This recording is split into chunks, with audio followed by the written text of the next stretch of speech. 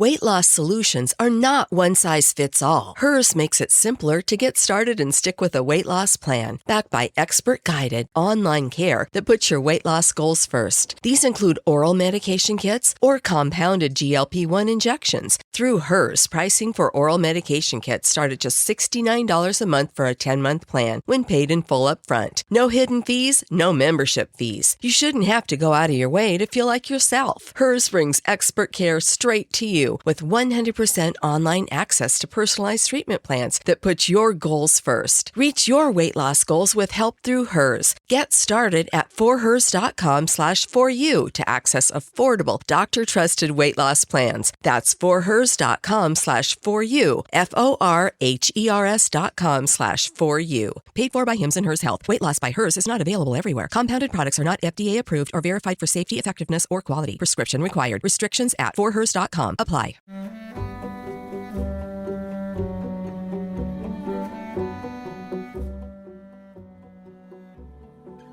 Hello and welcome back to your Therapy Guide, a podcast created to help you navigate your therapy journey. I'm Dr. Yadegarfard. In this episode, I want to talk about the difference between two things we often confuse: thoughts and emotions. If you remember in episode 6, we promised we would dive deeper into this subject, and here we are. This is a very important concept, especially in CBT, as it helps us understand our inner world and make positive changes. Now, scientifically speaking, the line between thoughts and emotion is very blurry. In our brains and bodies, they are deeply connected, almost like two sides of the same coin. There is scientific evidence that thoughts and emotions are rarely separate. Often a thought is so quick or fleeting that we only notice the resulting emotion, and vice versa. For the purpose of therapy, however, it is incredibly useful to separate them, not to create a hard line and fast rule, but to better understand our own experience. Think of your mind like a movie. Your thoughts are the script. They are the words, the story you're telling yourself about what's happening. They are often a series of mental statements or beliefs. Your emotions are the soundtrack. They are the feelings and sensations that accompany the story. They are your body response to the script. For example, let's imagine you are driving and another car cuts you off. Your thought might be, that person is a terrible driver. They are so selfish. Your emotion might be anger, which you experience as a feeling of heat in your face, a clenching in your fist, or a sudden tense feeling in your chest. You can see how they are different but completely connected. The thought about the other driver creates the feeling of anger. So the question is, why is this distinction so important for our work in therapy, especially in a module like CBT, which we explored in episode 6? Because we treat them differently. We have two separate toolkits.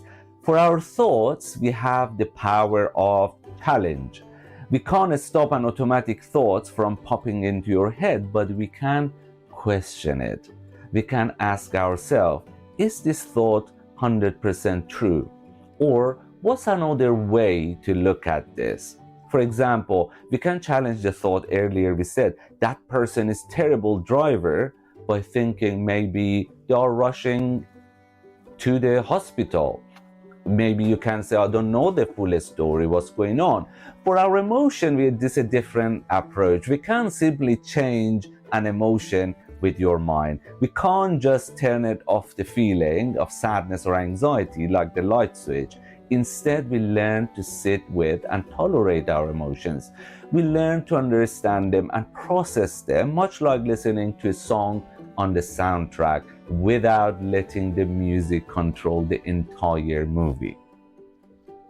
Now, let's talk about the tricky part, the vicious cycle.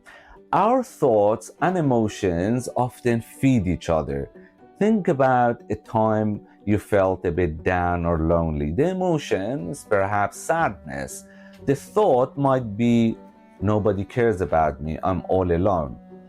Those thoughts then make you feel even more sad, and the cycle continues. The thoughts reinforce the emotion, and the emotion reinforces the thoughts. This is a powerful unconscious loop that can keep us stuck. Our goal in therapy is to interrupt the loop. We interrupt it by separating the script from the soundtrack. So how do we start? The key is to slow down and observe.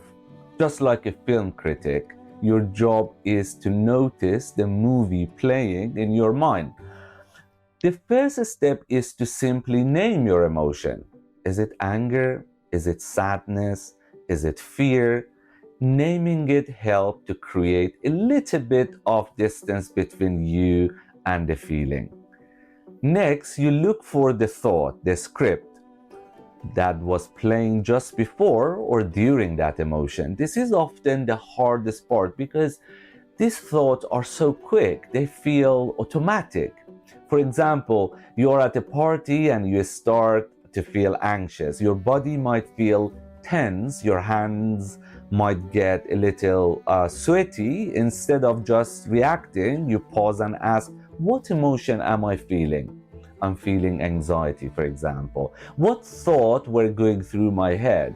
Everyone here thinks I'm boring. I have nothing interesting to say.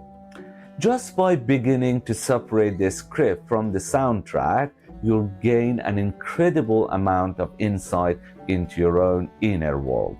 It's the first step toward gaining a sense of control over your own reactions. So for your takeaway, I want you to start a simple journal or just use a piece of paper.